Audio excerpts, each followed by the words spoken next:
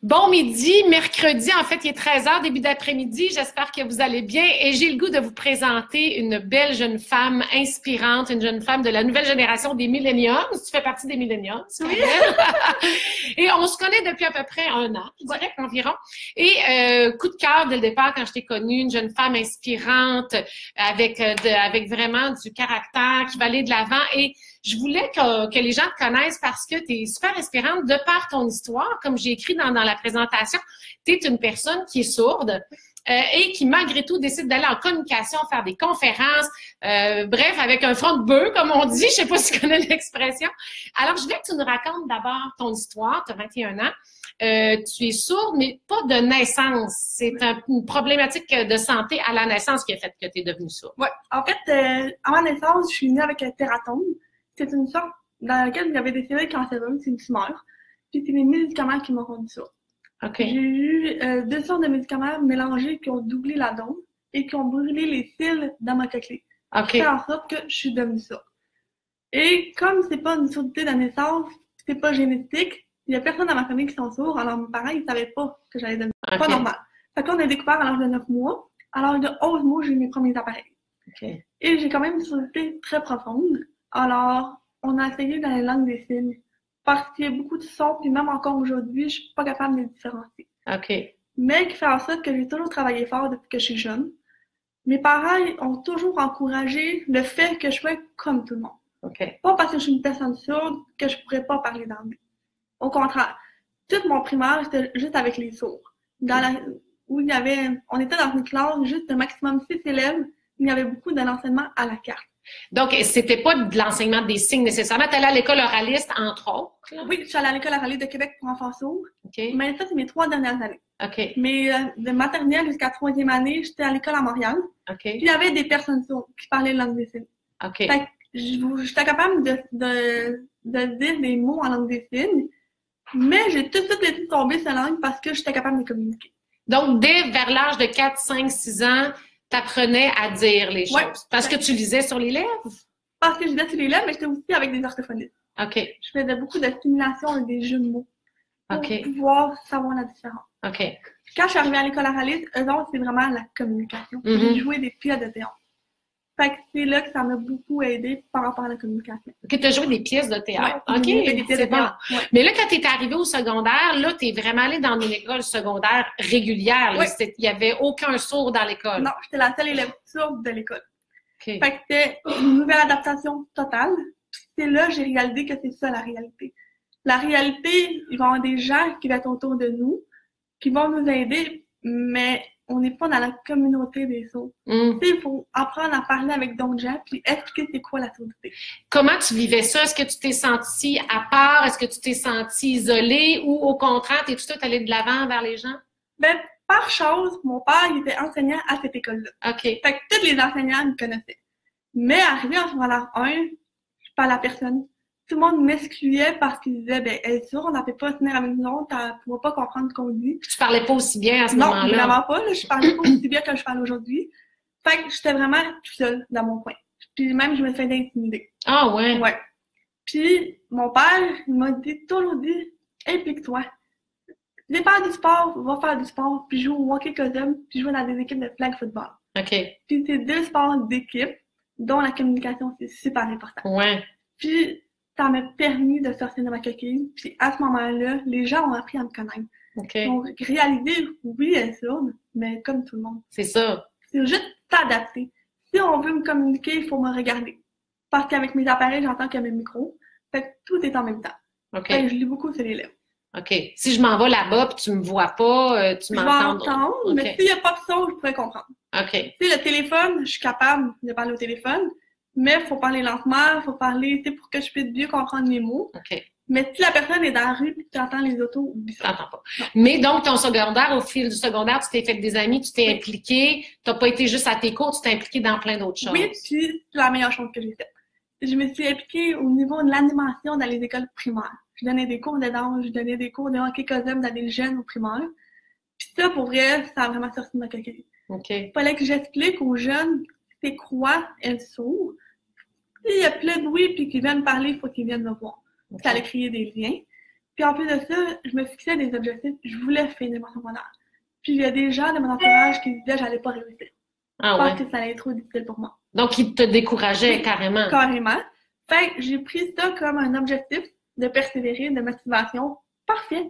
Tu crois que je vais pas réussir, je vais te le prouver. Sauf que quand tu es arrivé au cégep, ça a été un peu un coup dur parce que là, le cégep, tu recommençais encore à zéro, c'est-à-dire toute seule. Oui. Et là, tu n'avais pas la collaboration nécessairement des profs non plus. Non, parce que c'est pas tout le monde qui comprend c'est quoi la surdité. Tu sais, quand on dit qu'on est sourd, on a le réflexe à l'entendre pas. Ouais. Mais c'est faux. Tu sais, j'ai des appareils qui m'aident à entendre, mais je l'ai beaucoup, c'est les lèvres.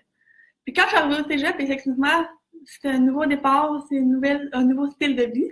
Puis il y a des enseignants qui voulaient pas changer leur méthode. Je me rappelle, il y avait un prof qui faisait juste parler dans son cours. Il n'y avait pas de manuel, pas de rien. En philosophie. Oui, rien d'écrit. Puis j'ai demandé, j'ai dit, avez-vous des notes de cours? Pouvez-vous me fournir?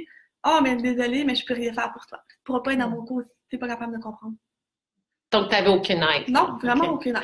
Puis ça a été un moment noir de ta vie, je pourrais dire, dans le sens où tu avais, bon, au point de vue familial, des choses qui allaient moins bien, des gens proches de toi qui t'encourageaient pas, qui te décourageaient, que tu n'allais pas pouvoir réussir en communication, que ça devait pas être pour toi, tout ça, puis ça t'a comme fait vivre une certaine dépression, dans le fond. Oui, parce qu'à l'âge de 19 ans, beaucoup de changements négatifs, beaucoup de gens qui me décourageaient.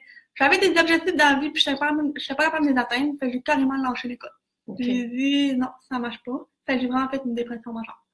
Puis à ce moment-là, ben, j'ai eu de l'aide, puis il a fallu vraiment que je réapprenne à me connaître. Qu'est-ce que je veux vraiment dans la vie? Puis moi, depuis que je suis toute petite, j'aime aider les gens. J'ai toujours été une fille curieuse. Puis justement, j'ai déménagé récemment. Ça fait 1 an que j'habite à Trois-Rivières. En appartement toute seule? Oui, là, je suis vraiment toute seule en appartement. Okay. Puis je suis repartie à Lyon.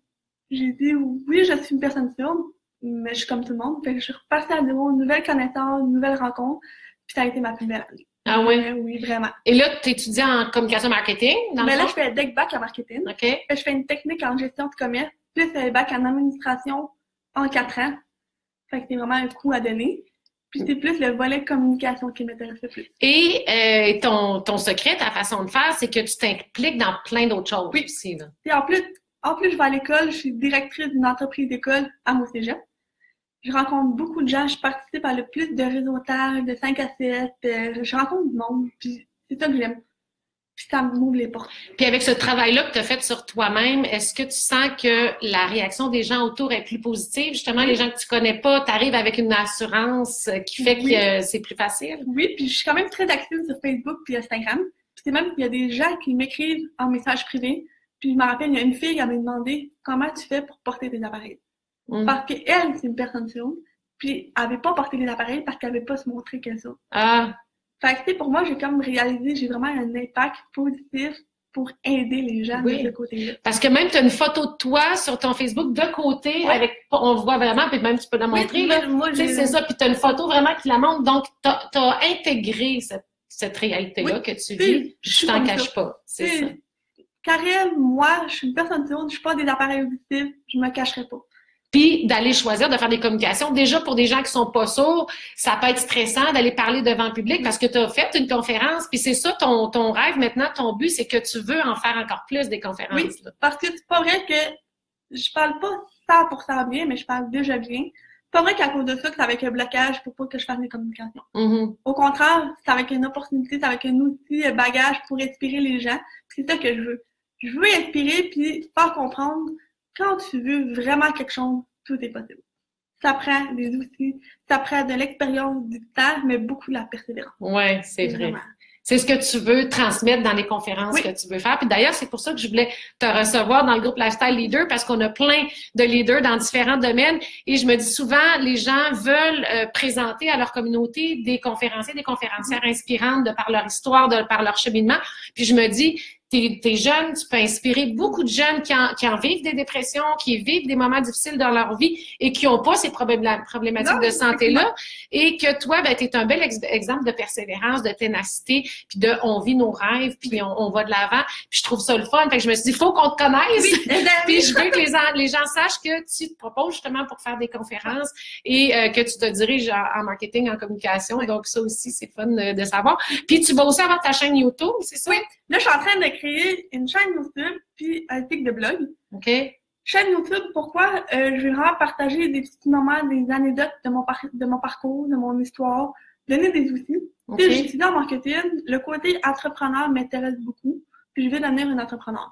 Fait que je veux aider les gens, autant que les décideurs, les entrepreneurs, qu'on peut faire les deux ensemble. Mm-hmm. Aussi, je vais parler vraiment de comment j'ai appris à parler, comment que j'entends, parce que c'est intéressant de savoir que dès qu'il y a plusieurs bruits autour, on n'entend pas. Ouais. Puis on entend tout, mais on n'a pas le choix de laisser les lettres. Ouais. Puis des blogs, parce que c'est un défi pour moi. Je fais beaucoup d'erreurs de syntaxe. OK. Puis pas parce que j'ai de la misère en français qu'il faut que je m'empêche de faire des blogs. J'aime écrire, j'ai tout le temps des inspirations, des idées. Pourquoi ne pas le faire, justement? Puis il y a des gens qui m'aident à corriger le français. Donc, tu t'es lancé ce défi-là, puis tu t'es lancé un autre défi d'apprendre l'anglais, oui. Même s'il y a des gens autour de toi qui ont dit non, tu n'apprendras jamais l'anglais. Oui, parce que l'anglais, c'est une langue qui est au son. Le français, c'est beaucoup de prononciation. Puis là, j'ai juste 21 ans, mais ça m'a pris 15 ans à bien parler le français. Wow. Fait 15 ans, imagine en anglais, puis il n'y a pas de prononciation, c'est des sons que j'entends pas. C'est un gros défi. C'est un gros défi. Mais j'entends pas. Je cherche la solution pour apprendre l'anglais. Okay. Oui, c'est des sons, mais même moi, je m'entends pas parler. J'entends pas ma voix, je sais qu'est-ce que je dis, mais des sons pour bien dire le mot, j'entends pas. Okay. Fait que c'est ça qui est difficile. En terminant, parce qu'il y en a peut-être qui vont se poser la question, pourquoi pas l'implant cochléaire, parce qu'on entend beaucoup parler de ça. Avec l'implant cochléaire, tu t'entendrais parler. Oui. Ça a été un choix, ça, parce que tu étais bien avec tes appareils, c'est ça? Un implant cochléaire, c'est la meilleure solution pour mieux entendre. Ça, c'est vrai. Mais pourquoi je me fais pas implanter? C'est parce que c'est une adaptation, tu repars à zéro. Je vais entendre des sons que j'aurais jamais entendus. C'est une grosse opération.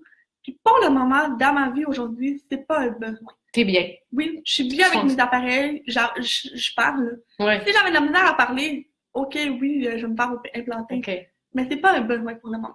Bon, en tout cas, tu es vraiment une belle jeune fille inspirante de par toute ton histoire, ton cheminement, puis ta persévérance. Ben, bravo, puis bon succès dans la suite. Et si vous avez des questions à lui poser, Karel, tu pourras voir les commentaires par la suite. D'ailleurs, on en a déjà. Ghislain qui dit « Quelle belle idée », Suzanne qui dit « Bravo », Bob qui dit « J'ai rencontré cette fille à la Fondation Sourdine », Bob Langlois qui est une compagnie de lunettes, puis qui est un joaillier aussi. Alors, tu vois, déjà, les gens te félicitent. Alors, n'hésitez pas à continuer à commenter pour l'encourager, pour la féliciter, pour l'inspirer et partager aussi sur vos fils d'actualité parce que ça peut être des personnes qui vont le voir et qui vont dire « Ah, je veux l'avoir comme conférencière parce que je sais que tu vas être excellente comme conférencière. » Merci beaucoup, ma chère. Merci beaucoup. Bye-bye. Bonne journée.